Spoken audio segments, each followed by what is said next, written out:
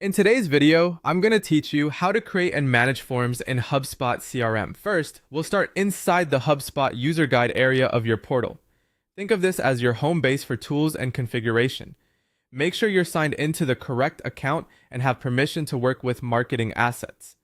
If you're part of a team, it's a good idea to align on naming conventions and ownership ahead of time so your forms stay organized as your library grows. Once you're in the user guide, head to the Forms section.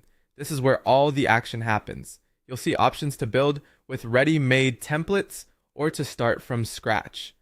Templates are great if you want a quick proven layout for common uses like contact capture, event signups, or newsletter subscriptions.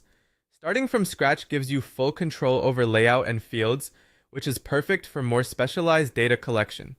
As you choose an approach, keep the visitor experience in mind. Shorter forms tend to convert better. So focus on the fields that truly matter. Use clear, friendly labels and help text so people know exactly what you're asking for. As you set up a form, consider how you'll identify it later. Give it a descriptive internal name and add a brief description that explains where it's used and what it's for. These small details make a big difference when teammates come back to edit or report on performance. If you're capturing contact details, align fields with your CRM properties so data maps cleanly. Consistency here prevents duplicate or messy records down the road. After you've created forms, the Forms page becomes your command center for management. You'll see a list of all existing forms, typically with details like last updated date and performance metrics. Use the search and filters to quickly find what you need. When updates are required, open any form to refine fields, adjust copy, or improve the layout.